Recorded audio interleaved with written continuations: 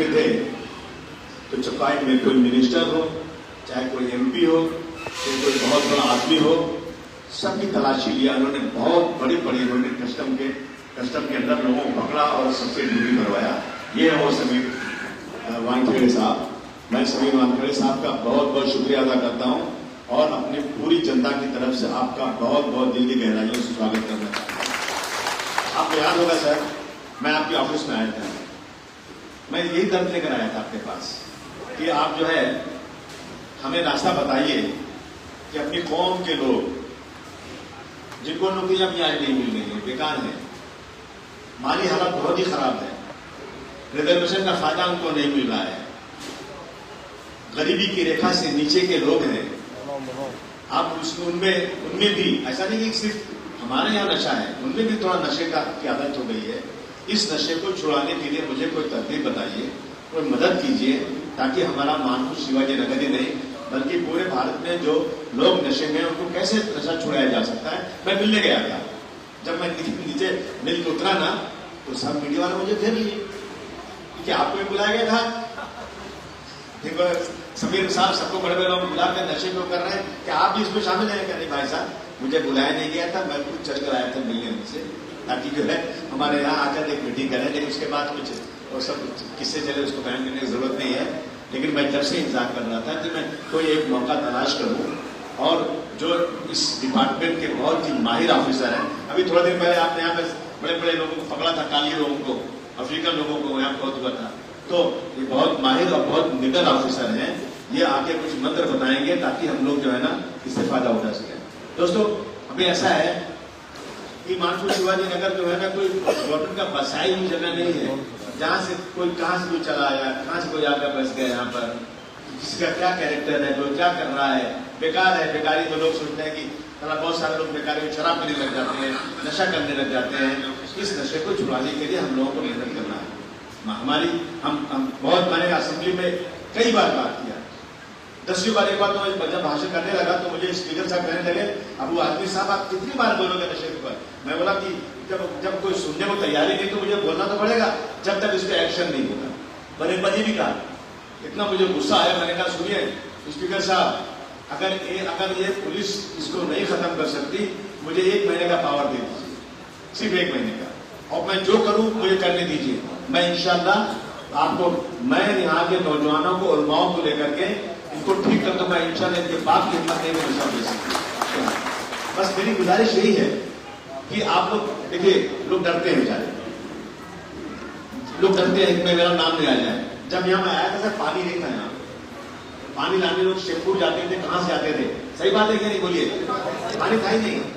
तो हमने जो है ना यहाँ पर बहुत बड़े बड़े, कितने लीटर के थे? जो 5-5 हजार लीटर के, 5-5 हजार लीटर के 90 बड़े बड़े मैंने प्लास्टिक के टैंक लगवाए और पानी उसमें भरा।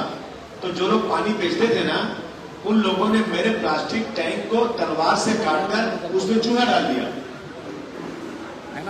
तो मैंने कहा, जहां पे काटा था उसके अड़ोस पड़ोस के लोगों से मैं बुला, कहा मुझे बताओ किसने काम किया?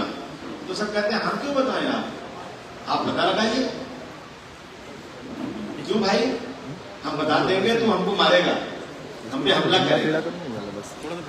अगर आपके सामने किसी ने मर्डर कर दिया और आप उसके चश्मदीद गवाह हैं और आप नहीं बताएंगे तो उसको जिंदगी में सजा नहीं होगी, मर्डर करता रहेगा और सजा कभी नहीं होगी।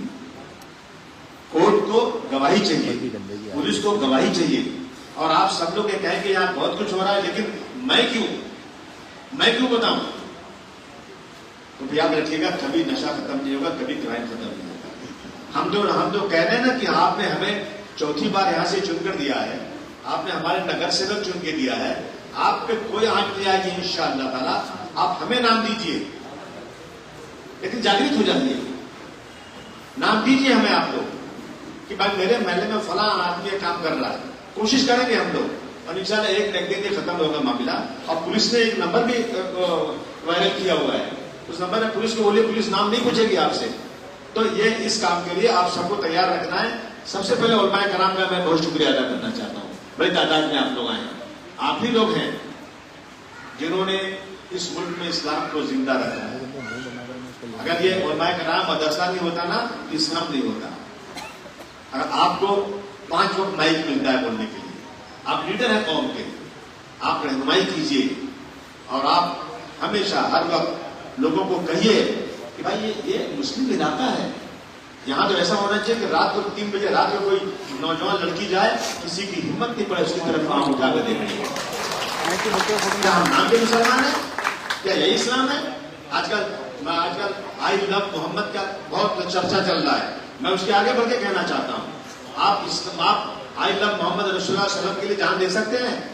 बोलिए ना। लेकिन उनके कहे हुए कामों को क्यों नहीं करते आप? वो तो करिए ना।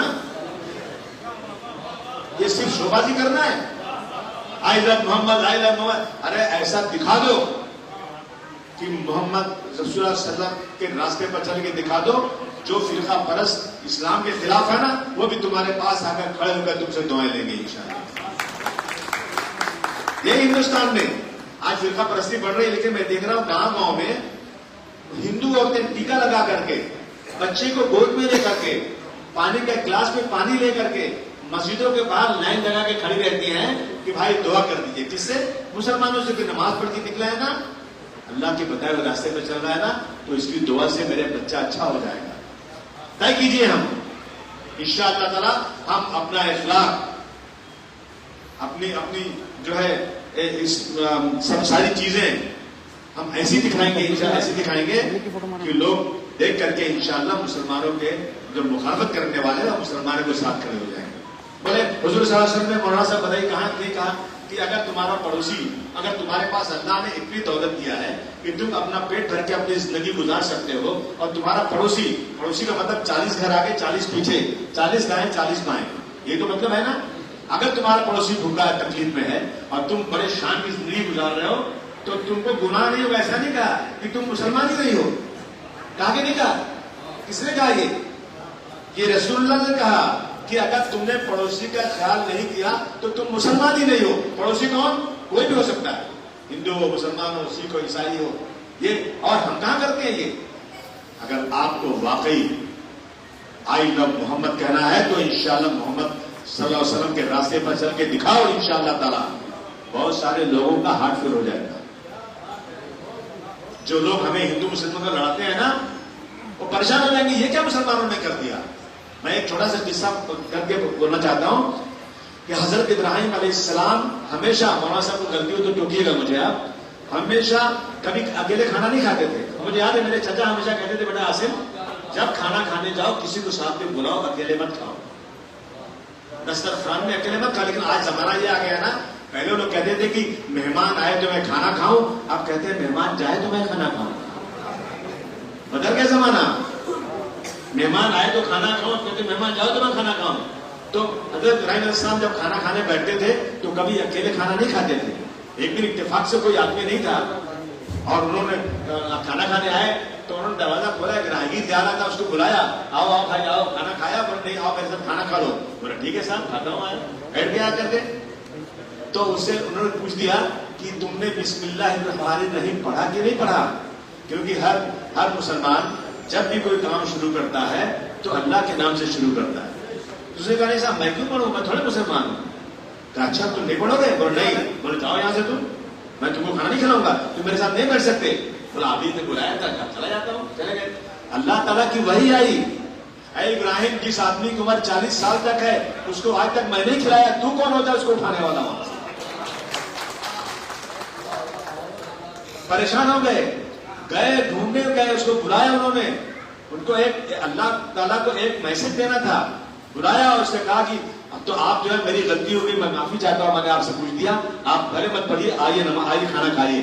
कहा क्यों तुम आए मेरे पास? कहा अल्लाह का हुक्म आया कि 40 साल तक मैंने खाने के लिए, तुम कैसे उठाए? कहा मैं आज से आपके साथ मुसलमान हो जाता हूं।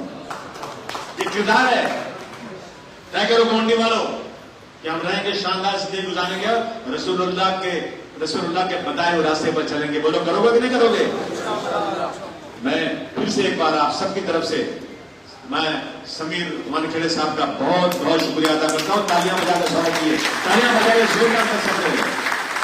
आइए हमें कोई ऐसा मंत्र देकर जाइए, ऐसा बता कर जाइए कि मेरे ढूंढने को कोई बदनाम न करे। इन्होंने कितना गोल्डी को बदनाम कर दिया कि 5 के लोग कहते हैं यहाँ शादी ब्याह मत करना, यहाँ के लोग नशेड़ी होते हैं, है कि नहीं?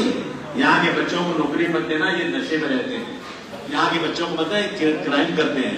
ये एक जो है ना, क्यों कि मेरा 16-17 सालों से मेरे लोग चुनकर आ रहे हैं। नगर सेवक हुआ समाजवादी के, एमएलए समाजवादी का। अब सबको बहुत घबराहट है, परेशानी है। जो दूसरी पार्टियां है ना कि हमारी उम्र सारी 20 साल होने जा रही है, 20 साल से अबू आसिम ने कब्जा किया है, मेरा क्या होगा? अबे मैं बोला तेरा वही होगा, छोले में काली है कब। तो ये लोग जो है ना, ये लोग तरह तरह की बातें करते हैं यहाँ पर फालतूगिरी। हम पैसा कमाने नहीं आए, हम खिदमत करने आए, लोगों की सेवा करने आए। मैं राजनीति इबादत की तरह करता हूं। मैं राजनीति सियासत में पैसे कमाने या बेवकूफ बनाने नहीं आया हूं। मैं फिर एक बार बहुत दिल की गहराइयों से स्वागत करता हूं मैं समीर भाई का, समीर साहब का। तालियां बजाइए समीर साहब, आप आइए, तालियां बजाइए, इनका स्वागत कीजिए।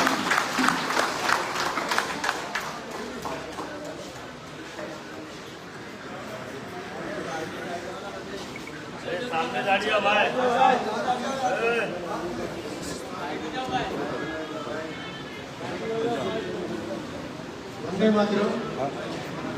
सबसे पहले मैं आफनी साहब का, जो यहाँ के बहुत ही एक्टिव और फेमस एमएलए हैं, उनका धन्यवाद देना चाहता हूँ, उनको शुक्रिया अदा करना चाहता हूँ कि गोवंडी शिवाजी नगर मानपुर जो इलाका है, आज मुंबई में सबसे ज्यादा पीड़ित जो ड्रग्स के नशे से है वो यही इलाका है। स्टैटिस्टिक्स बताती है जिस प्रकार के केसेस होते हैं, जिस प्रकार के कंजम्पशन के केसेस होते हैं, तो ये इलाका बहुत ज्यादा है और उसमें ड्रग्स की पीड़ा भी बहुत है।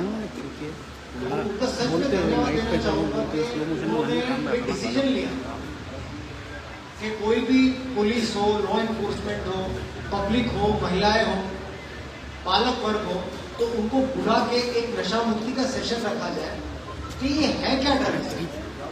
हम लोग सब सोचते हैं, सुनते हैं, टीवी में देखते हैं, अखबारों में पढ़ते हैं कि ड्रग्स होता क्या है।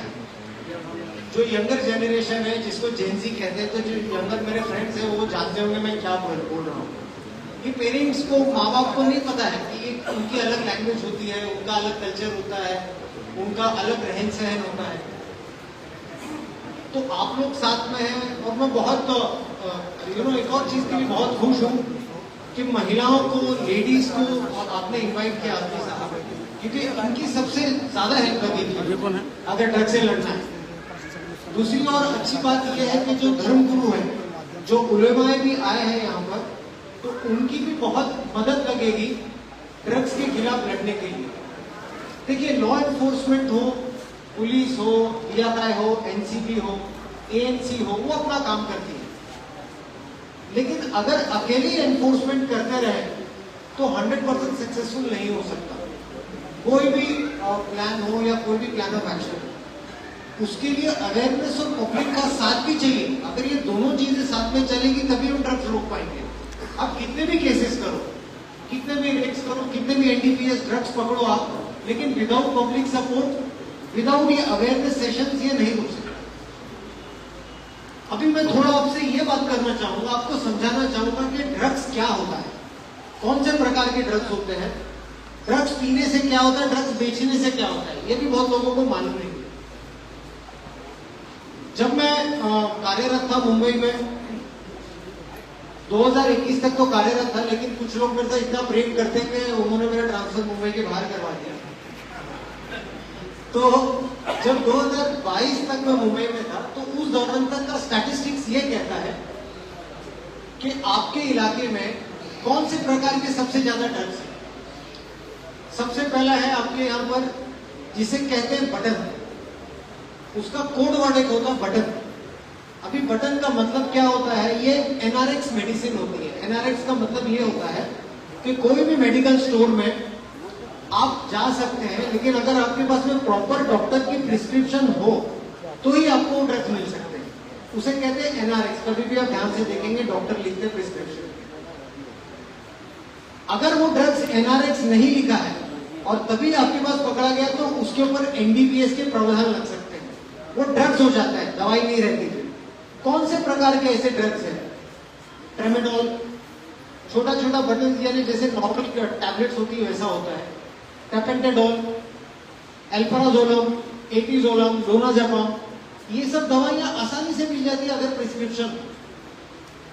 दूसरा प्रॉब्लम आपके पास में सबसे ज्यादा है कोडीन बेस्ड कफ सिरप, जो बेनेड्रिल हो जाता है, कोरेक्स हो जाती है, ये नाम है, कमर्शियल नाम है उनका।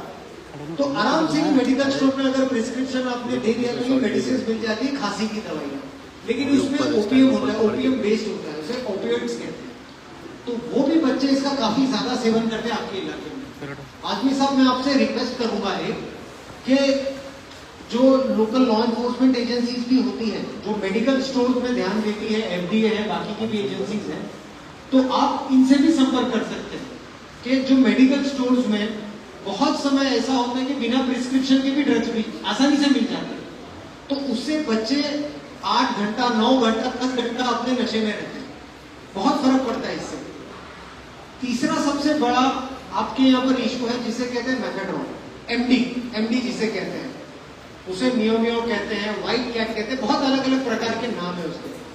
वो एक पाउडर की तरह होता है, वो इतना गंदा नशा होता है कि अगर उसके बच्चों ने सेवन किया या कोई भी युवक ने सेवन किया, 3 दिन तक नशे में रहता है। उसे कोई भी गुटके में मिक्स करके या फिर कोई पान मसाला में मिक्स करके खाते हैं।